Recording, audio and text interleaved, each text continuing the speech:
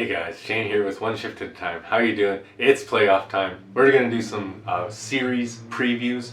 We're going to start in the East. We'll probably break it down by each division for each video because I'm not sure how long these are going to take. We'll see how it goes. I hope you guys are very excited. I'm super excited for playoff time. We're going to dive right into it with the Pittsburgh Penguins, who are going to go up against the New York Islanders in the first round of the East. This is the number one Pittsburgh Penguins. They're 37-16-3. That was 77 points, good for first, as we talked about in the East. They had a plus 40 goal differential this season, which was best in their division. And they were currently on a 3-game winning streak heading in. Their players to watch and their leaders for this season were, of course, for the Pittsburgh Penguins, we had Sidney Crosby. He led the way with 24 goals. We had Chris Letang. He had 38 assists. Sidney Crosby also had 62 goals, or 62 points for the lead. Quite a ways behind McDavid. And that is definitely not the battle that we were hoping to see. McDavid has taken over. It is insane. We had Chris Letang leading the team with a plus-minus of 19. And he also led the team with 32 penalty minutes. Which seems pretty low. And as for the Pittsburgh Penguins as a team, they had a goals for per game of 3.4, which was first in the league. That is pretty impressive. Their goals against per game was 2.8, which was 16th, so kind of middle of the pack. Their power play was 23.7, which was fourth, and their penalty kill percentage was 77.4, which is actually 26th in the league. So they don't want to take too many penalties, that's for sure.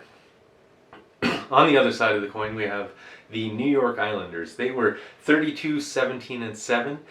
They finished in fourth, of course, in the East with 71 points. They had a plus 28 goal differential, and they were on 1-game losing streak as the season ended. They were led by Brock Nelson. He had 18 goals. Nick Leddy, he had 29 assists. Matthew Barzal led for points with 45. And we had Ryan Perlock at plus 15. We had Varlamov with a .929 save percentage and a 2.01 goal differential. GA, goals against average, sorry. Then as a team, they were their goals for per game, they were 2.7, which was 19th. Their goals against per game was 2.2, which is 30th in the league. So that's definitely what they want to work on. Their power play percentage also 18.8, which is 21st in the league, not great.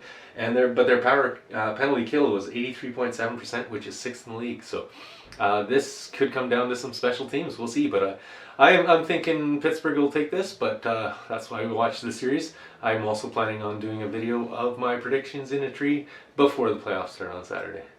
We'll see you with the other match in the East shortly. Alright, before we get into the Capitals and Boston, I did want to mention that the season series for the Islanders and Penguins, the Penguins won 6 and the Islanders 2.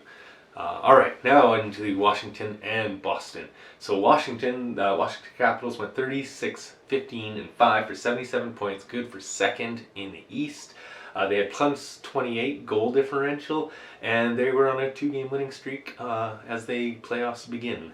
Their leader was, of course, in goals, Alexander Ovechkin. It's only too bad he got injured there at the end, keeping their cards close to the chest, but I assume he'll be back for playoff time. 24 goals. Then Nicholas Backstrom, he's going to lead us both in assists and points. 38 assists, 53 points. Dmitry Orlov, he's going to lead us with plus 16 for the Washington Capitals. And Craig Anderson, he's got a 2.13 goals against and a .915 save percentage. As a team, their goals for per game, that is 3.4, good for first in the league. They can score, there's no doubt about that. Their goals against per game, 29th, also 13th in the league. Washington has some very respectable numbers, especially their special teams. Their power play, 24.8, that's third in the league. And their penalty kill is 84%, which is fifth in the league. So you don't want special teams against Washington. That's going to bring us to Boston Bruins. They went 33-16-7. They had 73 points, good for third in the East. 32 plus 32 goal differential. when they had a 1-game losing streak coming in. Of course, that was the warm-up game against Washington that happened just before the playoffs start. Brad Marchand, he's on fire. He leads all categories for the Boston Bruins. He's got 29 goals, 40 assists, and 69 points.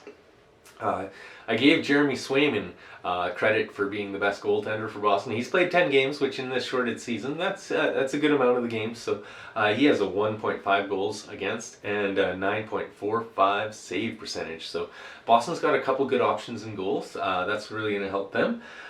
Their special teams and team stats in general are goals for per game, 2.9, which is 13th. Their goals against per game, 2.4, which is 27th.